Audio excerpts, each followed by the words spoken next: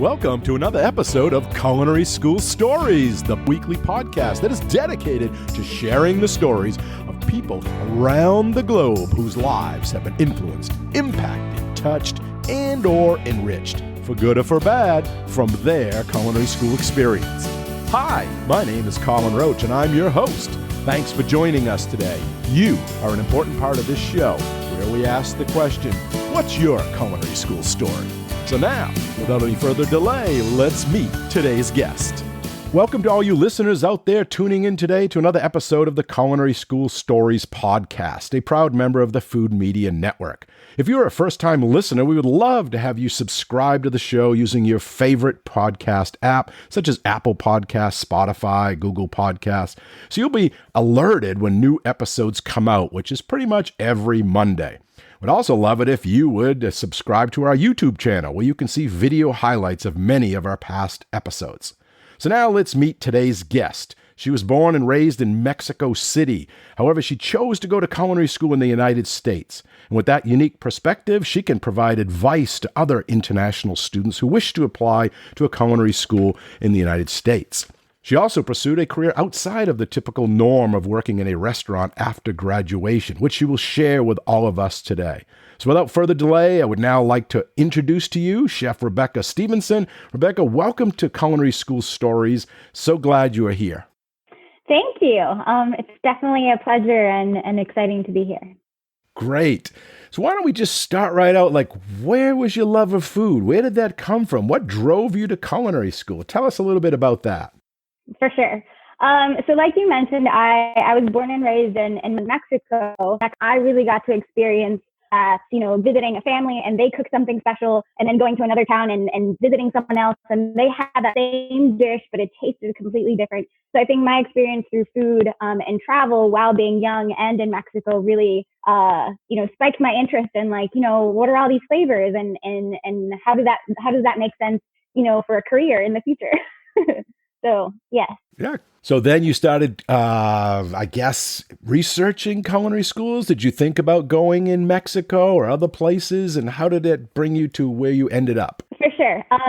So in high school in Mexico, and it might be like this in other countries, where your last year of high school, you basically decide what you want your career to be. So whether it's sciences, and then your last year is tailored towards sciences, your last year could be tailored towards accounting, towards art. And I knew my last year of high school, I really wanted to study something related to food, so culinary arts. And so I decided to go that route. I think it was something like around accounting. I was like, well, if I want to be a chef, I have to learn how to manage food and money. So I went towards accounting my last year of high school.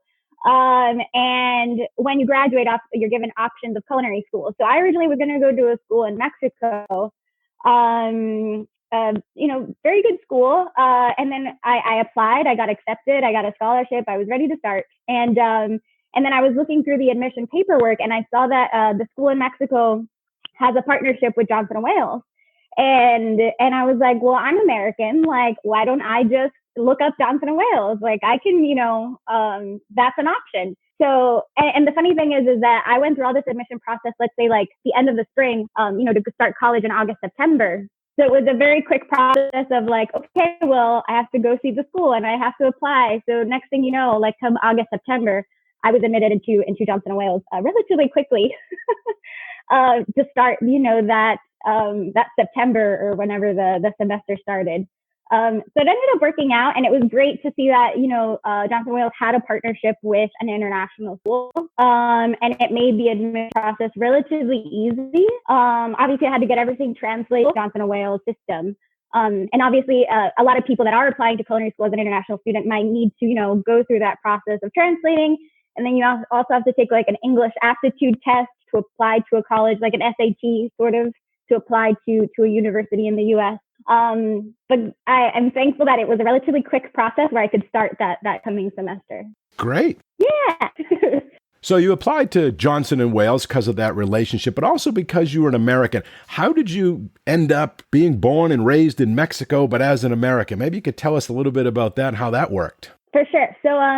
So my parents are Christian. They have that religious background, and they decided to become missionaries.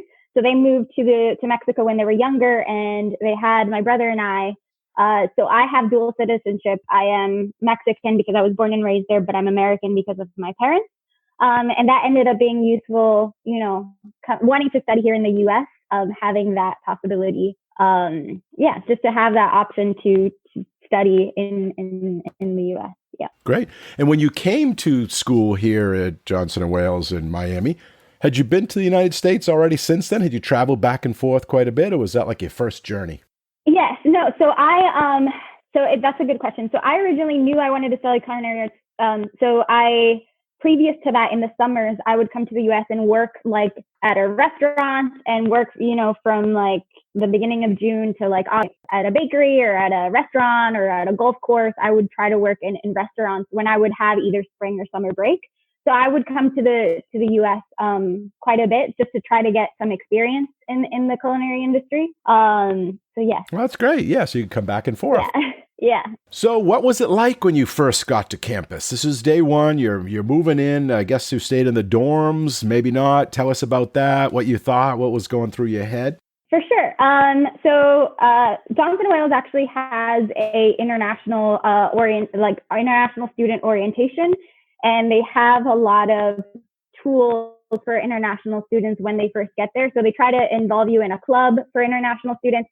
So that's what happened kind of the first week on campus, was hanging out with other international students, just because they were also, they could offer some perspective on being in the U.S. and studying there, and obviously lived on campus. And later on, I became a resident assistant. But that first semester, I was just living on campus with roommates.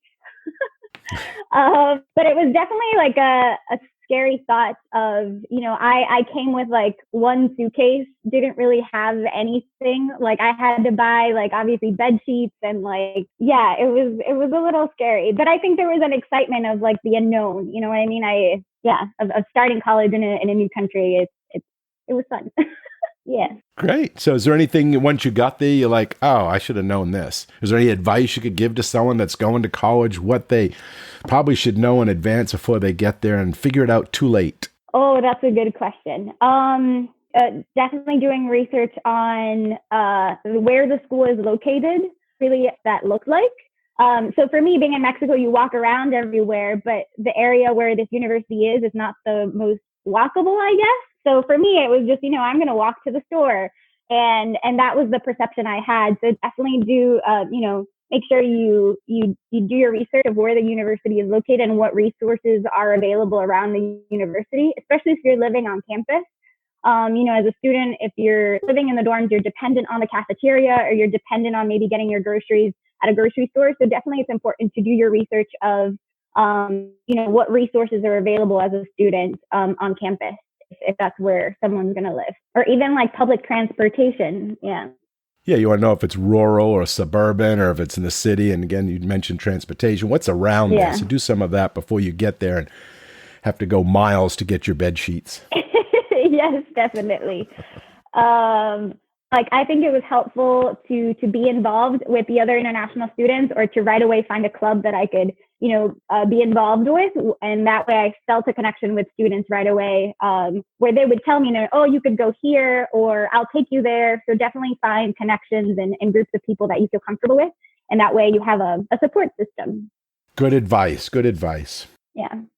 So now you're on campus, you have to go and take your labs. So that must have been exciting. Now you're going to be pursuing your degree, the career that you're signed up for. What was your first labs? And did you have any favorites or any worst ones? How was the actual lab, the cooking part? So I enjoyed the labs. I mean, I think I preferred doing the morning labs. I'm a morning person. I knew that I would be energized to be there at whatever it was, 7 a.m. or 6:50 or whatever the time was. And I think it was like soup, stocks, and sauces. Maybe that first class is like, oh, we're going to learn how to make, broth, and we're going to cut stuff. And I mean, I think I expected, this like amazing thing, but definitely a really good class. Like that's a basic class to take. In the beginning. So I am thankful that was, one of my first classes, but it was a funny, and I think it's like the excitement before labs, you're lined up, you have like your fresh press, like, uniform and you're about to go in, like ready for the action. So it was definitely, a good memory of those first labs. Yeah, you think you're going to be cooking these gourmet plated meals and you start off with, okay, we're going to peel carrots here for 2 days. Yeah.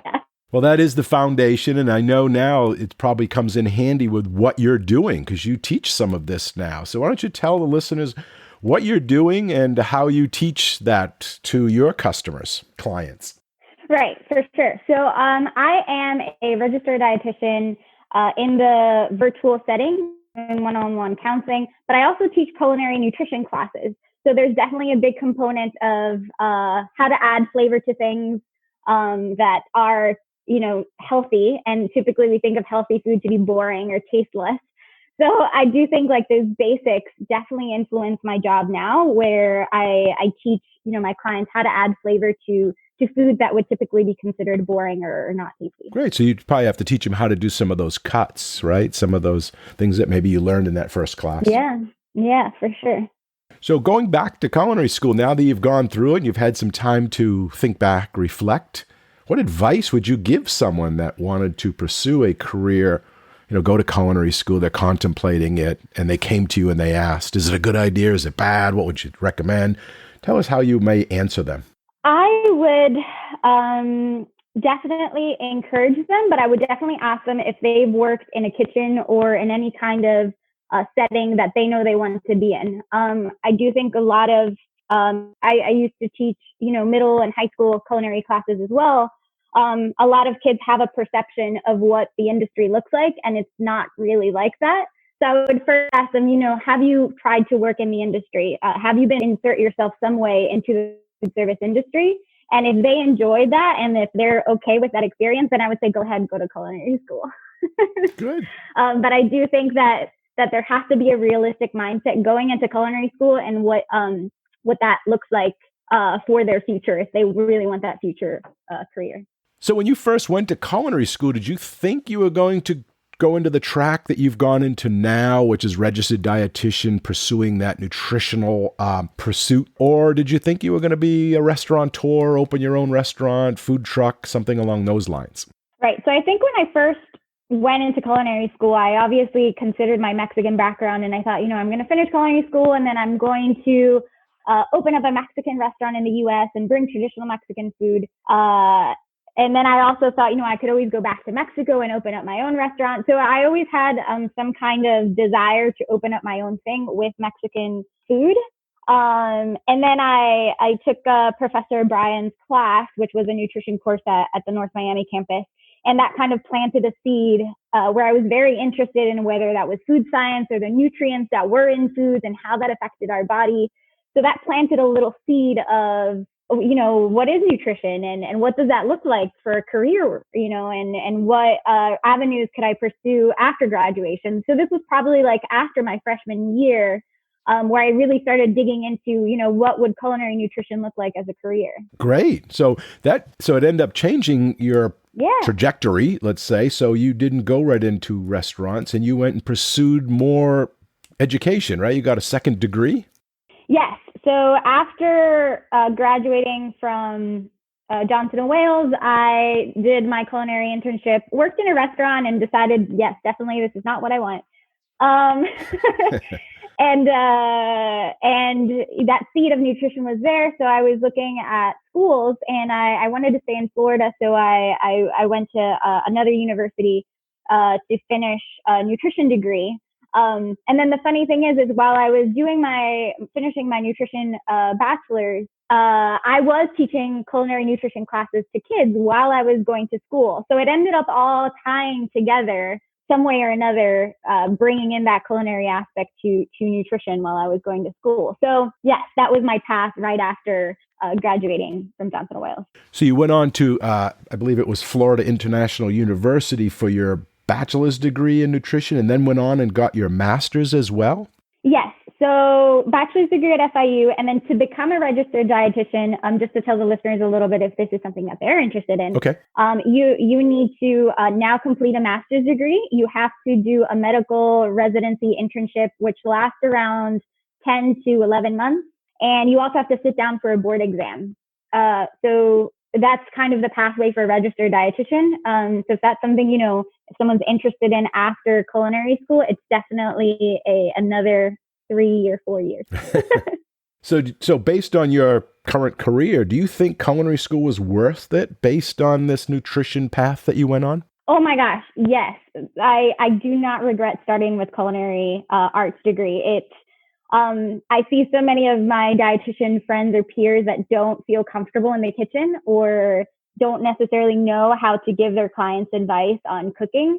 So I definitely think my degree and my background gives me a huge advantage to my nutrition profession. And also, like I mentioned, counseling. I can tell someone to eat broccoli, but if I don't explain to them how to make that broccoli taste good, it really doesn't matter.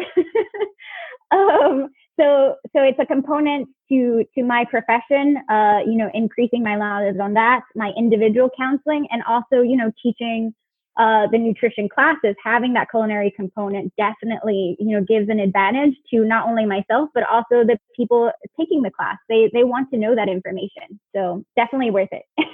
Sure, I could see how that would be a positive in the career you're in now, being able to, help them. I think Johnson & Wales has that, physician's assistant program, and I know some of the culinary instructors go and help the doctors learn about cooking and food as a possibility, as a remedy, rather than always giving out prescriptions for medicine. Instead, try to do it through food. And just having that comfort in the kitchen with the tools and the skills and working with the various products, I think is a big benefit, big bonus. Yes, for sure. And especially, typically in culinary school, we're taught, season with salt, and most people think that way. But if you add that nutrition component, and how do you add flavor without salt? That could be a conversation on itself. So definitely having that culinary background in the medical setting is helpful.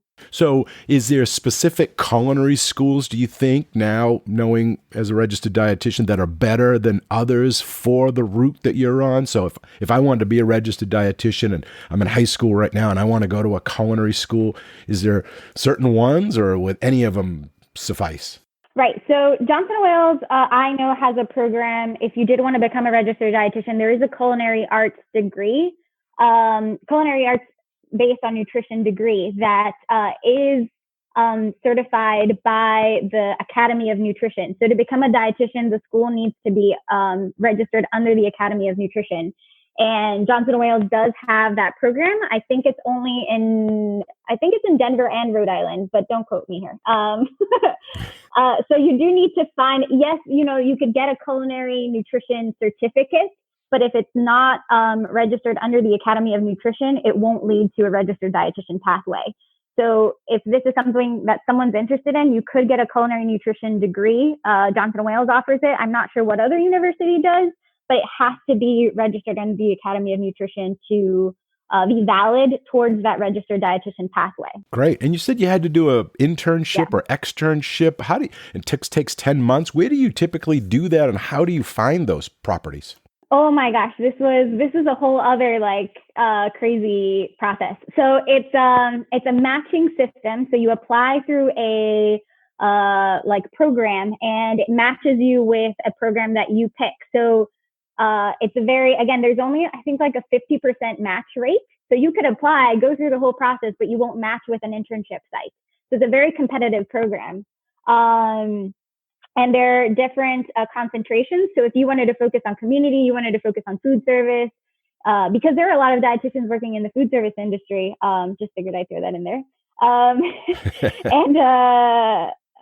So you could, or clinical, you could pick a pathway for your internship. So you apply through the program, you get matched. And then once you enter this internship program, it could be with a university. So you could get a master's degree and do the internship program at the same time, which is what I did, or just do the internship. And there are different rotations. So there's 8 weeks of clinical, 6 to 8 weeks of food service, 6 to 8 weeks of community. And you get to pick where these rotations are. So just to give quick examples, the clinical would be in like a hospital setting or outpatient setting. Community could be working for a nonprofit or for WIC. And then food service could be, I did my food service rotation at Nova in Philadelphia, great food service rotation.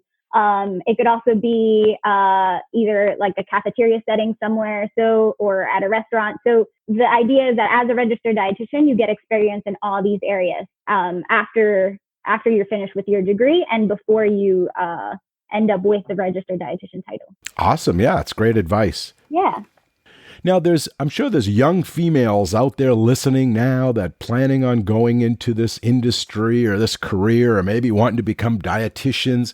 Can you speak to, being a female in the industry, what it was like for you in culinary school, what it was like for you when you were out there doing your, working in the industry, working on the line as you did, or as you went on to pursue your other educational pursuits? Right. So definitely in the kitchen I would start off with culinary school. Let's start with that. Okay. You can cut off that part.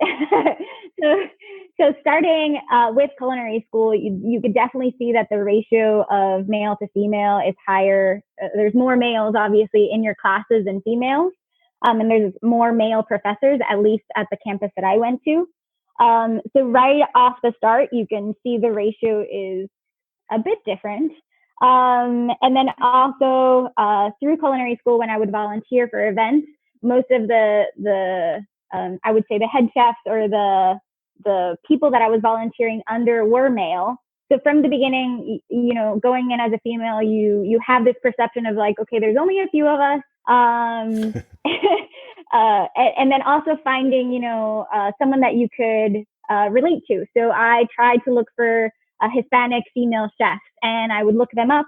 And that's something that from the beginning in culinary school, I tried to find women in the culinary industry that I could look up to. So that's definitely something that I would say to a female going into culinary school.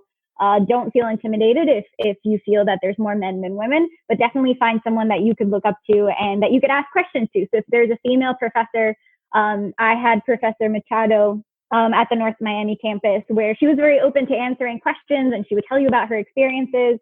So definitely from the start, try to find that mentor or someone that you could ask questions to that could encourage you through this career.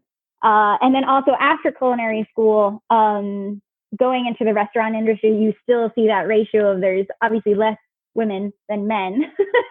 And it's, again, just trying to find, if you see that other woman in the kitchen, asking her questions, seeing how she got to where she is now, and finding your own path. Because at the end of the day, it doesn't matter if you're male or female, but if you know that you're passionate, you're interested in a specific thing, whether it's nutrition or working in a kitchen, if you're passionate about what you do and you really put in the effort towards that path, it doesn't matter if you're female, male, like you're going to get there. So I would definitely say that to my female peers or someone wanting to enter this industry. So that lack of role models may be depending on which campus or which school or which university that you go to, but do you see it to be the same or that to be true in the registered dietitian or in baking or other areas? Did you notice if the ratio was the same or if it was different?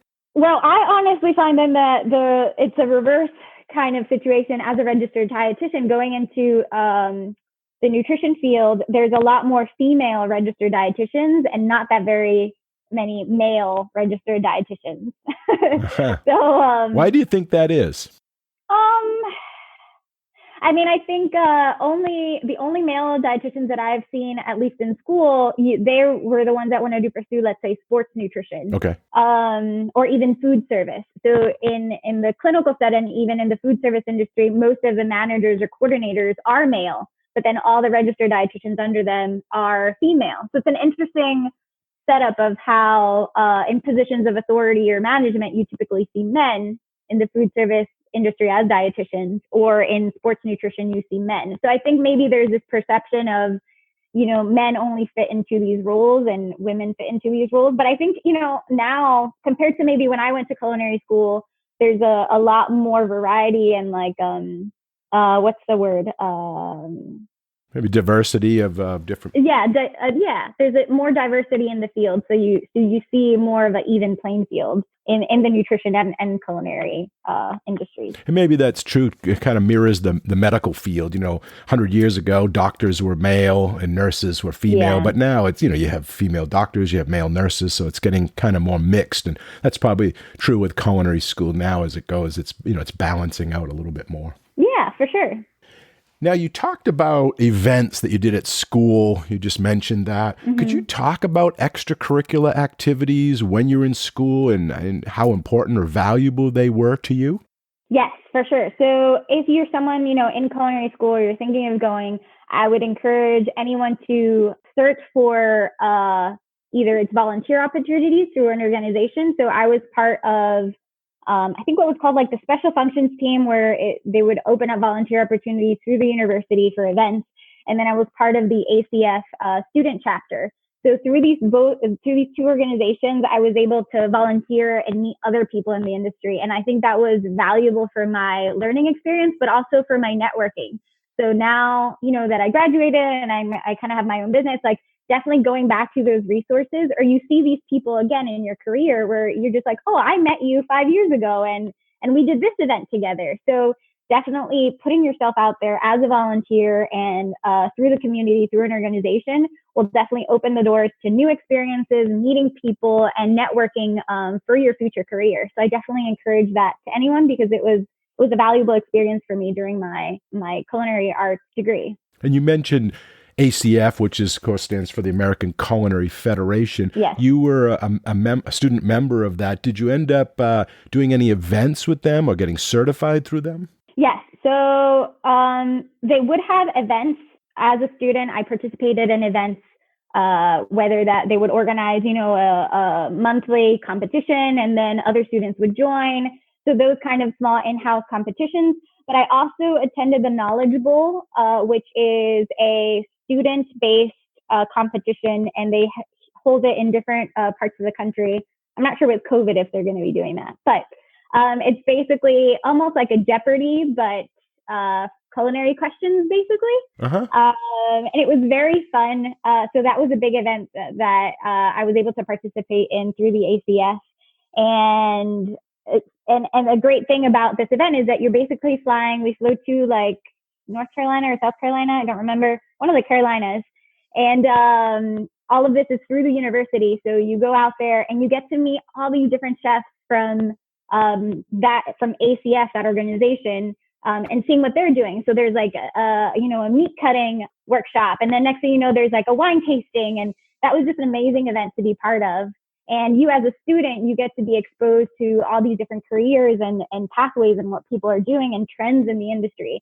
So definitely joining ACF was a great extracurricular activity to do. And then I did become certified through them as their most basic certification you can achieve when you go to culinary school. So if that's it's a relatively easy thing for certification to get, if that's something someone wants to do as a student or graduating from culinary school. And that's the CC, Certified Culinarian? Yes, obviously I'm not that familiar with it now, but there are obviously more certifications that require more intense preparation. And actually, now that I remember, as part of the ACF student chapter, we would host these exams for the people that wanted to get those certifications. So it was like practical exams for the certification. Yeah, practical exam. Yeah, they would host those at the Johnson & Wales North Miami campus, and we were the students that would help either set up the kitchen for them. So that was also a great thing to volunteer and be a part of. So these volunteer events and these certifications, these professional organizations not only help you professionally, but I'm assuming they would help personally too. It's a great way to meet people. Like you mentioned that you were belong to the French club too. Maybe you could tell us about those that aren't professional, but maybe something right there on campus that someone could get involved in just to break out of the shell, break the ice, and get to meet people. Yes, that was definitely a very fun club. The professor started it. Perdue, he was a professor at the time at the North Miami campus. He was French himself, and very passionate about his culture and all the products that came from France. So we would have I think it was like bi-weekly meeting where we would go over like French terminology in the culinary industry, differences in French wines, French cheese. It was a very good club to be part of because it's very different than maybe my own interest of, Hispanic heritage and like other technical things that you wouldn't learn in class. Being part of a club introduces you to a different topic, and you also get to meet other people. So they would have maybe like speakers, or the professor himself will share his experiences. So it's experiences and meeting people that you wouldn't have met otherwise. Like if you just go to your labs and you go to your classes, yes, that's great, but you there has to be an effort of knowing more about the industry and more about, a culinary aspect that you wouldn't have thought of. And that's what I think the French club did for me, and maybe other people that were part of the club as well, is just exposing us to more information and different food that you wouldn't have otherwise tasted or tried. That's wonderful. I mean, it's not just theoretical. You got to taste wines and taste cheeses, and wow, that sounds great. Who's going to complain about that, right? Right. And even I would encourage anyone, like this group, this club, the French club, started from students saying that they wanted to learn more. So if even you're in culinary school now and you want to learn more of a topic, like a lot of professors are open to, starting something if the interest is there. So I would encourage you, if you have an interest in a specific topic or culture, speak to your professors. Like there's always a pathway or a way to learn more about something that you're interested in. Yeah, that's a great point, because as a professor myself, we can start clubs and some, the interest is there and then they kind of fall off, and that's fine too. But if you are a culinary student or any student in a college or university, you want to start a club, there's usually, financial resources and monies and things available to do that. And if you have an interest, start it. There's probably others out there that have the same interest, and, what a way to learn outside of the classroom. Yes, for sure. And even, there could be clubs for certain like skill sets. Like I remember, if we wanted to learn a specific skill set for meat cutting that we didn't get enough time to do in class, the professor would be happy to hold a workshop for it. So I think as a student, you have to be almost in charge of your own education. Like you have to be assertive and say, oh, I want to learn this. Can you help me, professor? Can we start something? And like you mentioned, the school will always offer resources, but there has to be an interest and an initiative from the student standpoint. Yeah, that's a great way of putting it. They have to be in charge of their own education and, ask for those things. Mm-hmm. I know years ago I did a food media club because people know that I have a YouTube channel and I have multiple podcasts, this one included, and I do a lot with media. So some students were interested in maybe starting their own shows. So we did that for a few years, but then, a new wave of students come in and they may be interested in something else, and it kind of fell off. But, if you're interested, and while you're going through those 2 years or 4 years, speak up and definitely get those started and take the initiative. Yes, for sure. Okay, so now you transition to what you're doing now out there in the industry. One of the things you do is you teach, nutrition classes, and because of the pandemic and COVID, you're doing it virtually. Kind of tell us about that, or take us through it, because it's hard to imagine, so we can wrap our minds around. How do you teach a nutrition culinary class virtually? Yes.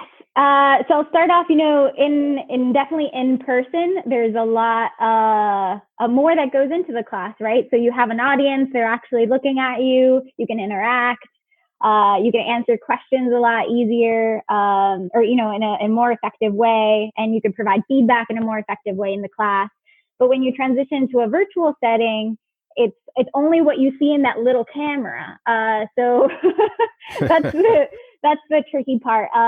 And I think the culinary nutrition class itself, from my standpoint, the setup is a lot more efficient because I'm in the comfort of my own home. I get to set up things in my own kitchen, and I don't have to, travel anywhere. Yeah. But it was also a learning curve because it's setting up, the camera, as you may know, in a specific angle and getting the lighting right and making sure everyone can hear me. So that was definitely a learning curve in the beginning, is that media setup. Where as a student, they would be able to see everything that I'm doing and can hear everything I'm saying without the internet cutting out. So that was definitely a learning curve in the beginning. But once that setup was done and I felt comfortable with that, then it could really go into, okay, teaching the class almost like I would in person. But then it's also checking in with everyone on camera. So if people are following along with the class in, let's say, a Zoom setting, you could see the little squares of everyone cooking along. Mm-hmm. And it's also encouraging everyone that if they don't ask questions, I really can't really see what they're doing. Yeah. Part of a virtual class as well is, yes, you're cooking, you're talking, you're teaching, but also encouraging the students to ask questions and to be in charge again of their own experience and their own education by asking questions or showing you what they're making. And then from a nutrition standpoint, it's always good because you can actually see into people's pantries and see what they have at home. Yeah. So there's pros and cons, I guess, to in-person and virtual, but so far I'm really enjoying the change to a virtual setting. It was just a learning curve in the beginning. Sure. For all of us teaching this remotely and even doing this interview, podcasting, instead of being in person, sure. We're doing it through Zoom. So, technology has helped, and it's also kind of a burden, hinders. So thinking about those things, thinking about what you've experienced from the past to what you're doing now, what do you think is the future of culinary school, culinary classes, training going forward? Hopefully we'll be past this someday, this pandemic. What are the good parts that we may take with us? Is there going to be changes? Are we going to go back to the old way? Oh, that's a good question. I do think that this virtual setting and moving things to a virtual platform has definitely helped. And I think it's going to stay there. I don't think things are going to go back exactly to what they were before. I think this definitely opened a pathway that maybe a lot of us didn't know existed. We all saw culinary shows on TV, but there wasn't a sense of, consistent culinary classes online or, teaching online. A lot of us maybe didn't think it was accessible as it is now. Mm-hmm. And maybe because we weren't forced to be in this setting. But I think there's so many more resources now that being in the virtual world has allowed us to have, that transitioning back to where we were before, we'd be missing out on a couple things, I think. So I think as we move past COVID, there's going to be still a lot of demand for virtual, whether that's services, whether nutrition or culinary services. I think that demand is still going to be there. Yeah, I think it's going to open up a whole new audience. People can't travel, they can't go to those brick and mortar places as often. So, you could do this in this virtual reality. I could see, hopefully, maybe like a hologram. We could project us right into someone's kitchen. Oh, that would be they could cool. watch us cooking with them. So hopefully it keeps growing from there. Yeah, for sure. And I also think, let's say people that can't leave their house, but whether they have a illness or maybe they're an at-risk population that they can't leave their house. This virtual setup, once they learn it, it has more of an advantage, I think, than it has negative effects. Mm-hmm. So what are some of the trends that you've seen maybe in the industry or now in your industry? I know in the typical kitchen in the past, there's always been, maybe substance abuse, mental health. Do you see that in your part of the industry where you're taking care of people, or is it more on the nutrition, their health, their body, what they're eating? Right. I mean, I think with the nutrition world and in the nutrition industry, there's a trend more, at least in nutrition from a dietitian's perspective. We used to be a lot of okay, this has a certain amount of calories and you need to run 3 miles to burn these amount of calories. I think we're transitioning to calorie burning now towards intuitive eating and more behavior-based counseling. And I really like that transition of just how we counsel individuals. It's not necessarily either fearing foods or teaching people or discouraging people about eating foods that they enjoy. I think we're moving towards more of intuitive eating, mindful eating, health at every body size. So I think that's the trend in the nutrition industry is understanding, behavior with eating and food and cooking and actually enjoying foods or enjoying cooking foods, whether I think it used to be, very much, I'm not sure how to say, but more of a restriction mindset and portion sizes and being a certain size. And I think now we're opening up to the idea of, you could be healthy at every size. You can enjoy food. So that's exciting. And instead of restricting what they eat, you could eat anything. You just got to eat it in moderation and maybe make some changes to it rather than saying, no, you cannot have ice cream or cake, right? For sure. And I think that opens up a great opportunity for me in like culinary classes is that, you know, people used to think, oh, I have to eat this plain chicken and broccoli, like typical, you know, we see in the fitness industry. That's what you had to eat to lose weight. And I think now we're transitioning into more like flavor-based healthy eating where no, you can actually cook dishes that taste good and you could still lose weight or you can increase your performance. And it's good to see that transition of mindset from, you know, one place to another. Awesome. Good advice. So where do you work now, or how can someone get more info, or if they wanted to contact you, or do you have a social media presence, or do you have websites where your employer is, something you want to speak to? Yes, for sure. So the best way to reach out to me is on Instagram at the Culinary Jalapeno. That's where I post a lot of cooking and nutrition tips. And through there, if someone's interested in culinary nutrition classes, that's where I host a free monthly class just for the community. So if that's something you're interested in joining or being a part of, that would be a way to register through my Instagram account. If someone is local to the South Florida area, I do work at a wellness center called ADAPT, but that is a brick and mortar location that I work at. And I also provide, like I mentioned, the virtual counseling or the virtual cooking classes. So Instagram at the Culinary Jalapeno, or if you're local to South Florida, my office is here at ADAPT Wellness Center. And that's ADAPT, ADAPT? Yes. And the Culinary Jalapeno, you're going to offer those monthly classes. Tell us about what one might be and how does someone participate? Do they buy the food and then cut and chop and cook along with you, or do you just do a demo and they watch? Do you give them recipes? So the purpose of the class is to introduce healthy cooking to everyone's home, and also that could be with your significant other or with your family, get everyone involved in the kitchen. So the idea is that it's a live interactive class. So everyone buys the ingredients on their own and they tune in. The next class is actually this Wednesday at 7 p.m. We're making a vegetable pad thai with a pineapple cocktail. This is the adult version, right? So everyone, once you register, you get the ingredient list. You buy the ingredients on your own and you tune in this case at 7 p.m. and we cook together. Great. How many people usually tune in? Do you have a wide audience? Is it more intimate and more smaller? So I would say it's typically 8 to 10 people for these free live classes. But then if someone is interested to having a class for their own facility or business, then that's an option that I offer as well. Oh, good. So you could do like a team-based building or something along that for a company, and you could do a private group through that. For sure. And then also what I do here at ADAPT, they have a youth athletic programs. So a lot of the classes I teach are for kids as well. So introducing them to nutrition and cooking, depending on their age group. So if that's something, I looked at the website. It looks like a fantastic facility inside there. So where would someone go to that? Is that adapt.com? What was their website? Yes. So that is, I'll tell you right now, I'm looking it up. Trainadapt.com. Trainadapt.com. Mm-hmm. Okay, I can put that in the show notes if someone's local in the North Miami area and wants to check that out, or comes down to South Florida for a vacation. Maybe that's something that would be interesting to you. For sure.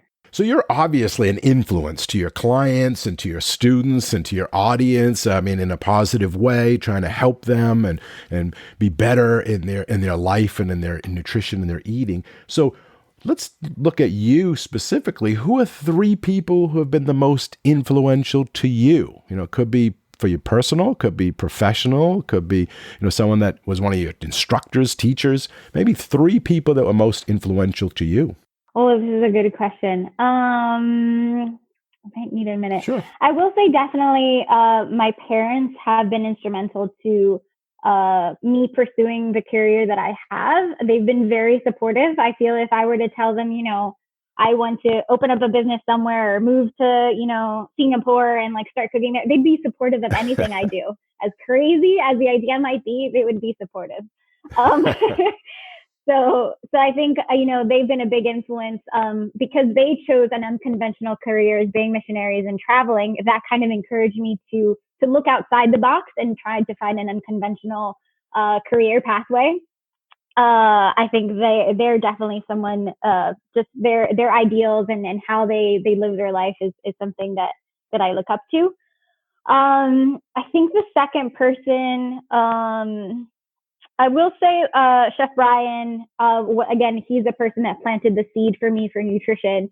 And I think also his personality in class, it was very, very much inquisitive, food is fun. And like, this is an exciting class to be like. His just attitude in class and about life was very encouraging as a student, and also just a perspective on food. I think, in culinary school, you try to not mess up and not to make any mistakes, but being in his class and learn and seeing his perspective on food definitely opened up, a sense of, oh, food can be fun and you can be creative, and learning can be fun when it comes to nutrition and what's in food. So I would say in my culinary degree, he was definitely someone that was influential. And then I have to think of my third person. I could jump in there on Chef Brian. Having worked with him for years, I have to agree with all of that. He was so full of life.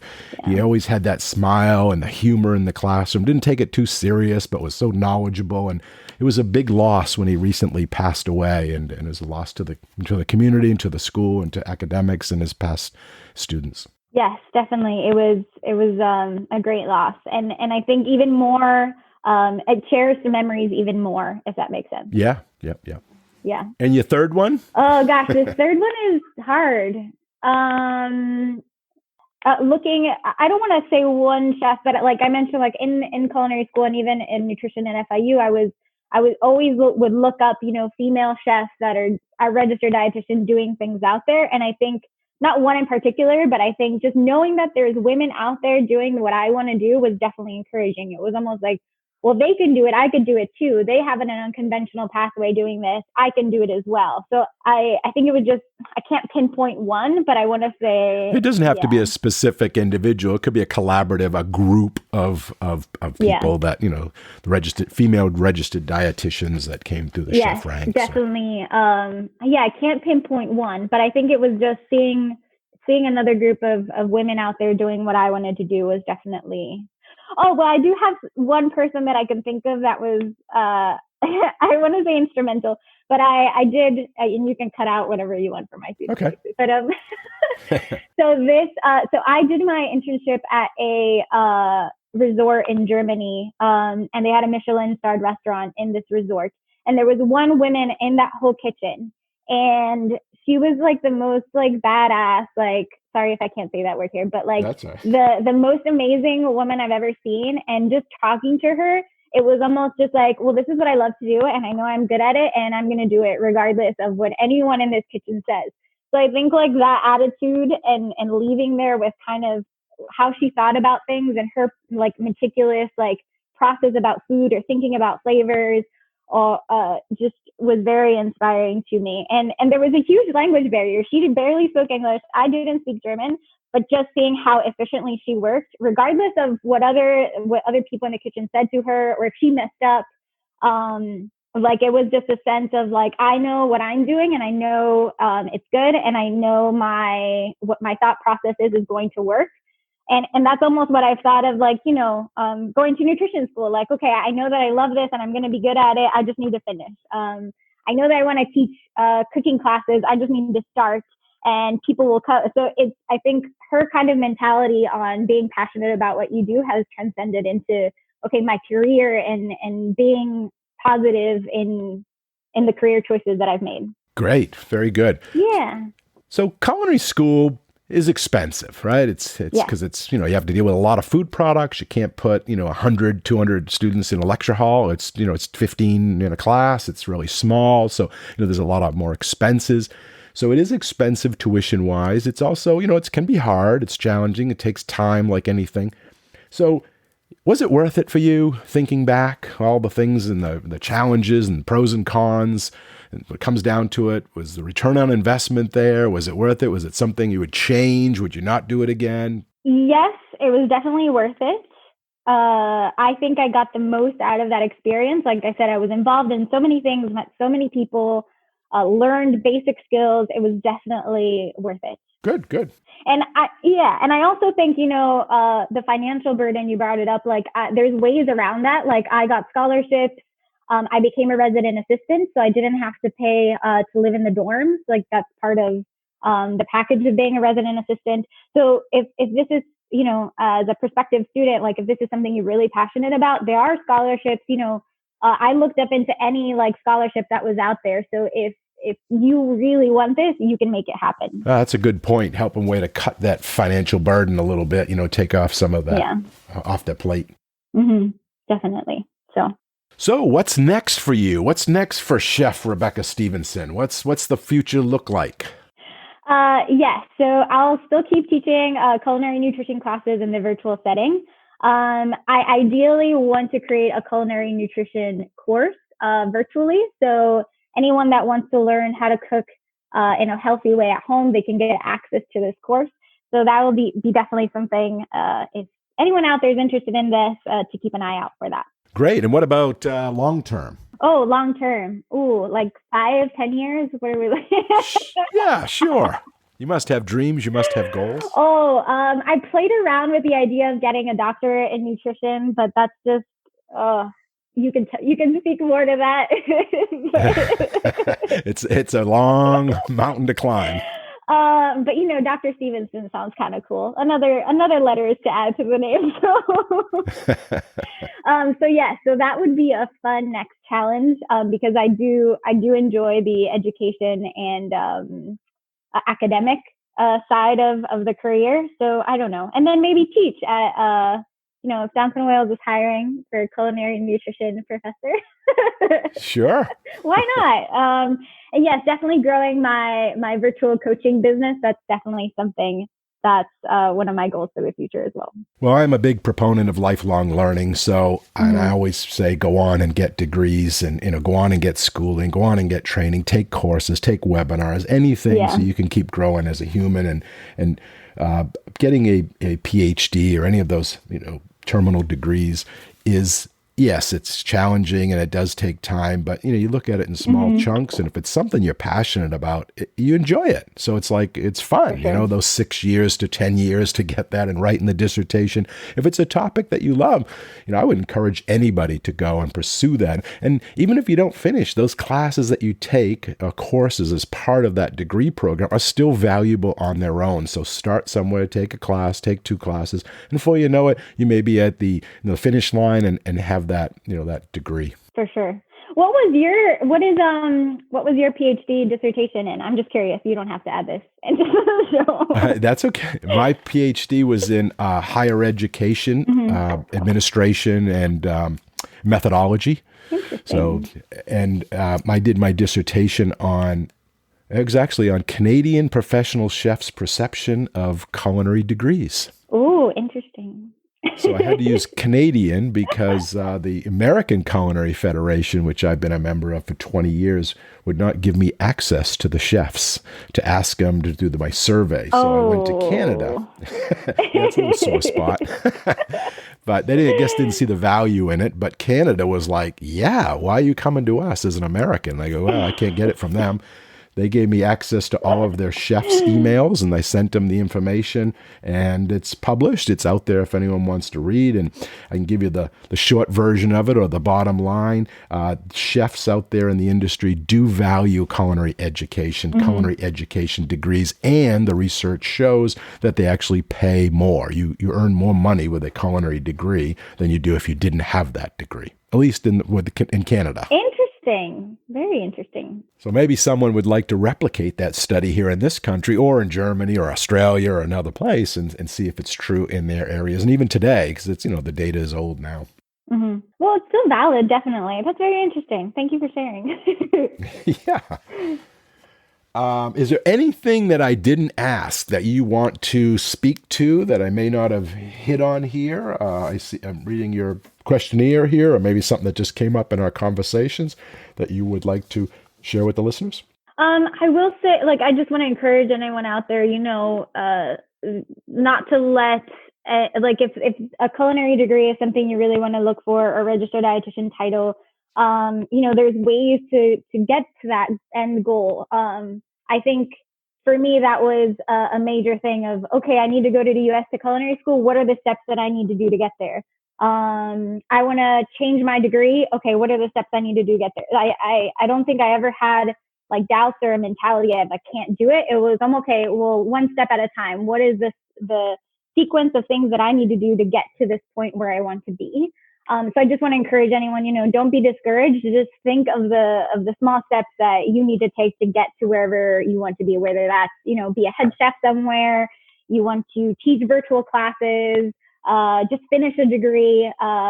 It's very easy to become overwhelmed and discouraged, but I want to encourage everyone, just take that first step to whatever your goal is, and it's going to happen. It just might take a little bit longer, or, you need to find resources to help you, but it just a message of encouragement to anyone that has doubts, to just take that first step and you'll get there. Yeah, and all the information you need and even the help is out there. You just have to go out and ask and seek and do the research on it and find out what that information is. And, today more than ever. And I think with this pandemic and the COVID, this is a real entrepreneurial time. I think there's going to be, changes and shifts in the market now. And it's not the status quo, the way we used to always do stuff. And those that can, pivot and make those changes, I think are going to be very successful. And so think outside the box. And I think that could be very helpful. Yes, definitely. And I think, if you have an idea, start that idea. Who knows? It might be successful. It might not, but you won't know until you try something. So I definitely agree. This is a time to, if you have an idea, if you have that entrepreneurial spirit, this is a great time to start. And I read a book recently, and the title was called Start Ugly. It said, if you keep waiting for the perfect time, it's never going to happen. So just go out there and do it. And it's going to be ugly, and you're going to make mistakes, but it's okay because, you're going to get better through time. And a year, 2 years, whatever, looking back, you're at that point instead of still waiting to start. Yes, definitely. I agree. And that's something for anyone, no matter what your age is, where you're at in your career. That's definitely something that applies to everyone. Yeah. What's one common myth about the profession or culinary school or our industry that you want to debunk? Ooh, this is a good question. I would say a myth is that I think you go to culinary school to end up working at a restaurant. I think that's a big myth. You could go to culinary school and end up, in food service accounting. I think there's a streamlined idea that you have to go to culinary school to be a chef in a restaurant. And the truth is that you can go to culinary school to become whatever you want after, in whatever industry you want after culinary school. Just one way or another, that culinary background is going to help you or give you an advantage in whatever career pathway you choose after. Whether that's nutrition or accounting or food service, or working in a hospital, that background is always going to serve you wherever you go. Yeah, there's so many outlets that career you can take in different areas. So you're not, pigeonholed or stuck into one specific career path. Yes, definitely. What would you tell yourself before starting culinary school? What would I tell myself before starting culinary school? I would definitely, and this is something I did, is to be more open-minded and more extroverted. I think when I first started culinary school, I was very shy and maybe didn't want to talk to people. But as soon as maybe I joined a club and I started interacting with more people, I was open to a whole new set of experiences. So I wish I would have done that sooner. I wouldn't just shied away to my own self and just go to classes and come back to my dorm, go to class, come back to my dorm. I wish I would have started to become more social and become involved in clubs a lot sooner, because I think I would have gained even more experiences. So I think that's something I would tell myself, to not be so shy and meet people.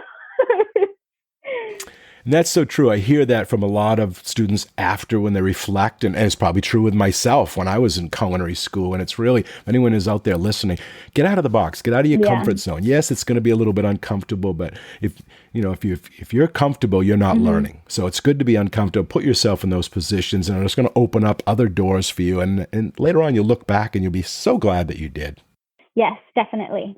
So what do you think people that are looking to apply to culinary school should know before they apply? So someone that's getting into it, maybe from an international student's perspective, what should they know? Right. So I would definitely, as an international student, look at the requirements of the culinary school you want to attend. Obviously, before going through the process, a lot of universities require an English aptitude test, or they require an SAT version for international students. So do all your research of what you need before you start applying. That way you're prepared going into the application process, what that looks like. Not to discourage anyone, but it's just a longer process than if you were just, directly applying. And also reach out to, a lot of schools have an international admissions office. So talk to them directly on the phone, really try to get to know that office because they're the ones that are going to be processing all your documents. So really get to know that office as an international student. And also it's important to know the area where the universities are. So I knew Johnson & Wales in North Miami. I knew there were a lot of international students there, and there's being Hispanic, I wanted to be surrounded with Spanish speaking people that were Hispanic. So I would definitely recommend do your research of what's around that culinary school, and if it's tailored towards international students. So if I would have moved, to the middle of like Ohio, nothing against Ohio, but like right. Maybe there weren't any international students or Hispanic students there that I could relate to. So if that's something you want out of a university, definitely do the research ahead of time. See if they have an international students club or activities for international students. And Johnson & Wales even had an orientation specific for international students. Wow. So I think that's what really drew me to the university, knowing that I had a place and there were other students like me. So definitely do your research. And then if you're living on campus, I didn't really do my research of what that would look like just because that's not a thing in Mexico. Like people don't live on campuses in college. That's something I saw in the movies and then reality check when I got here. So definitely like, is it walkable? Like, is there a grocery store? Like, can you, walk around campus? So I know different colleges and universities are more tailored towards, students living on campus. So definitely look into that before you decide to apply, especially if you're going to be living in the dorm. Right. If it's a residential campus or is it a commuter campus, you want to know those things. And it's really hard going to college by itself, just that change and moving in and away from home, but to be an international student and do that, going to a new country on top of it, is really going to be, some major changes. So your advice is really on point, that contact the people that are experts in that on that campus. Yes, for sure. And they might, and even if they don't have resources, you just asking those questions forces them to think, oh, well, maybe we should open up more resources for these students. So, it goes without saying that, students drive the college, I think. So if students need something or if there's an interest in something, the university will do its best to provide resources for that. Sure, because the community is the student and the student drives that, particularly in a public university. Yes. So what advice would you give to someone that wanted to go into culinary arts, wanted to go to culinary school, wanted to become a registered dietitian? What would you recommend to them? I would definitely encourage them, but if someone wants to go into culinary arts degree or food service industry, I would definitely encourage them to work first. So whether that's as a dishwasher, as a waiter, work in the food service industry, see if that's something that you like. And if you do enjoy it, you like being in the kitchen or you like learning about food, definitely go into a culinary arts degree. But definitely don't just go into it thinking that you're going to work at a 5-star restaurant right away. Get some experience and then see if that's a avenue that you're really interested in. And definitely as a registered dietitian, I completely encourage anyone to go to culinary school. That definitely is a good foundation as a dietitian. And it gives you an advantage in the nutrition industry. Yeah. So it's really good. And I think the biggest thing I was going to say as advice too is like you get to plan out your career path. You don't have to go where everyone's going. You can make your own career. You just have to, have that entrepreneurial spirit and look into the resources of the career path you want. Yeah. Well, as we come to the end of our chat today, before we wrap up, is there any last minute advice, guidance, something you want to leave with the listeners, something you want to share? Right. So I think, again, I just want to encourage everyone to pursue what you want to do, what you're passionate about. It's very easy to have doubts and to not know what that next step is, but just take that first step, and I just want to encourage everyone to, pursue what they're passionate about. And, there's resources, there's information out there to help you take that next step. So don't feel discouraged. Definitely. Sure. Life is short. You gotta get in the game. Yes. And then, and I think, like you said, like if you're not sure what to do, always look for like mentors or people that could give you advice, or always reach out to people when you have questions. I think that was a big thing for me, is if I wanted to learn more about a topic, I would just Google, okay, who's the expert at this topic? Can I send them an email? Will they reply to my email? Like, it doesn't hurt to reach out to an organization and show your interest. That definitely can, help you network or take you to that next step in your career. So don't be afraid to reach out and look for resources in a career pathway that you're passionate about. Awesome. Very good. Thanks. Mm-hmm. Well, that is just about all the time we have for this episode. And I want to first thank you, Rebeca, for coming on the show today and sharing your culinary school story with all of us. I really appreciate your time and your insight and your honesty and for talking with us all today. Thank you for having me. Well, thanks again. I really enjoyed the chat, and bye-bye. Bye. And a big thanks and appreciation also goes out to all of you, the listeners. We hope you enjoy the show and this episode. You all are a big part of this show, so please let us know what you think. Your comments are always welcome, and they help us in making the best show possible. You can email them to culinaryschoolstories@gmail.com. That's culinaryschoolstories@gmail.com, or even leave us a voicemail at area code 207-835-1275. That's area code 207-835-1275. And if you like the show, we have a big ask of all of you, and that is to share the podcast with everyone you know, and to give us a positive rating and review on Apple Podcasts. Okay, until our next Culinary School Story, take care and be well. Bye-bye. Culinary School Stories is a proud member of the Food Media Network.